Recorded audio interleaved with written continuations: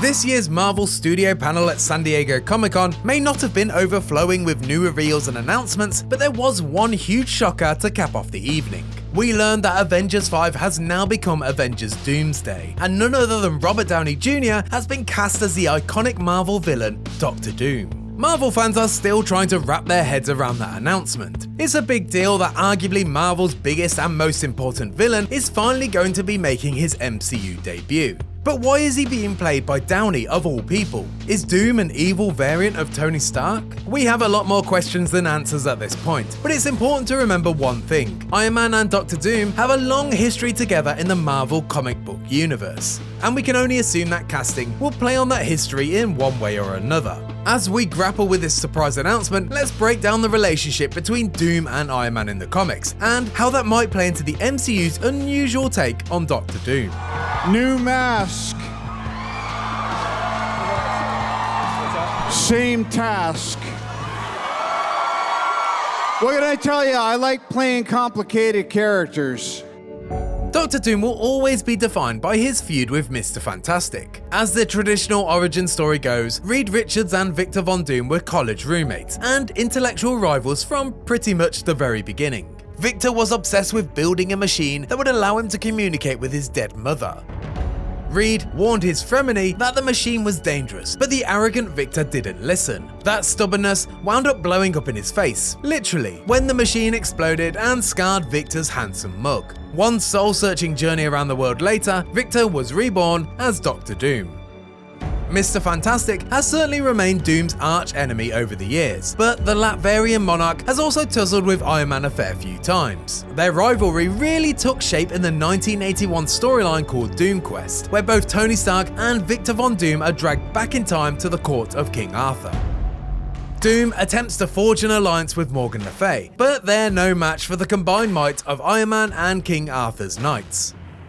Doom and Iron Man had another major face-off in 2007's Mighty Avengers, which is set in the aftermath of the Civil War crossover and Tony Stark's promotion to Director of S.H.I.E.L.D. After Doom is implicated in an attack on New York City, Iron Man leads the Avengers and S.H.I.E.L.D. in an all-out invasion of Doom's kingdom of Latveria.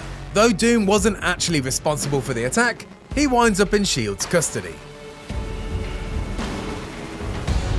As one of the only other people on the planet smart enough to rival Victor Von Doom himself, Tony was always going to wind up on Doom's shit list. It's the same reason Doom and T'Challa have always had such a love-hate relationship. It doesn't help that Tony is purely a man of science, whereas Doom is all too happy to tap into the power of the supernatural, in his never-ending quest for more power. That conflict between technology and magic is also what made the Mandarin such an enduring Iron Man foe.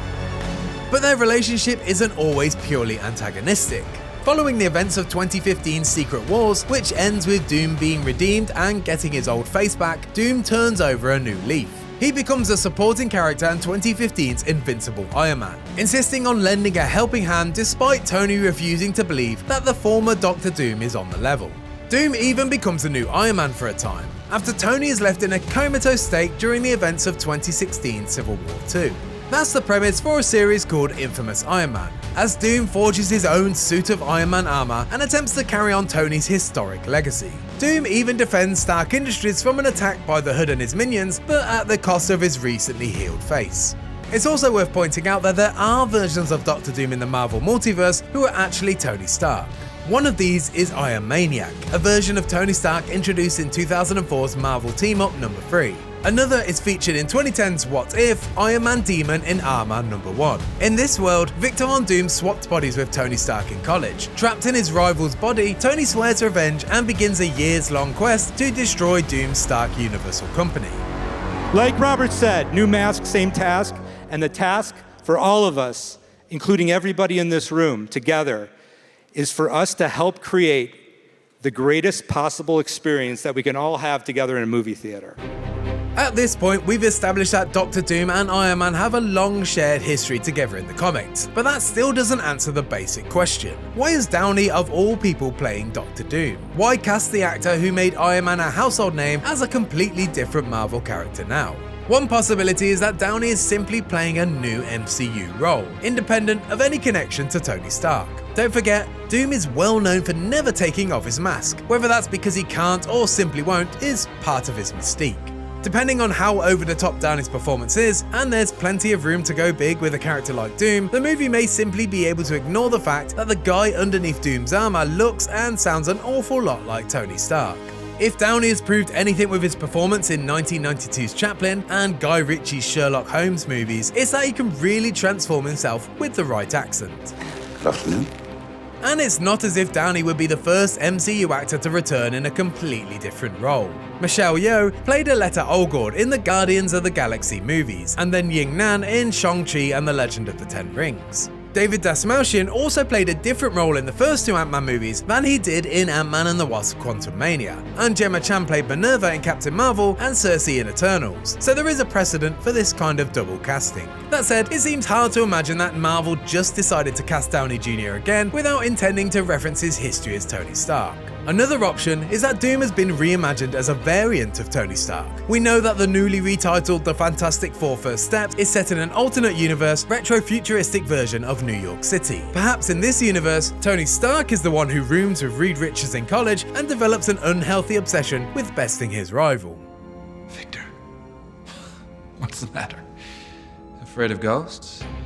This Tony Stark may undergo some sort of twisted inversion of the origin story seen in 2008's Iron Man, leaving him disfigured and retreating inside a powerful suit of armor to plot vengeance against the Richards family. Doom may not be the primary antagonist in the Fantastic Four: First Steps, that would be Galactus, but we have to imagine that he'll appear in the movie in some capacity. Ideally, the Fantastic Four movie will provide Downey's new character with an origin story, prior to him taking center stage in Avengers: Doomsday. We also know that the Fantastic Four are eventually making the jump to the MCU, as they're now confirmed to be appearing in both Avengers: Doomsday and Avengers: Secret Wars. So it's probably safe to assume that Doom will make the journey with them. Making Doom a refugee from another world would also help explain why the character has yet to appear in any previous MCU project. Whether Downey's Doom is Victor Von Doom or Tony Stark, it may not matter that much in the end. This is a villain who's egomaniacal to the extreme. He hides from the world inside a suit of armor. He combines the most advanced technology his mind can conjure and the darkest spells the supernatural realm has to offer to make himself a god amongst men.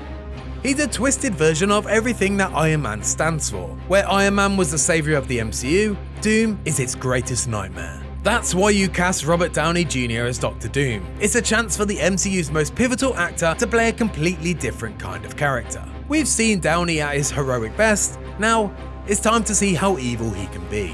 I'm just not the hero type, clearly. And if you like that video and you want to find out more about Dr. Doom or the Fantastic Four: First Steps, then you're already in the right place with IGN.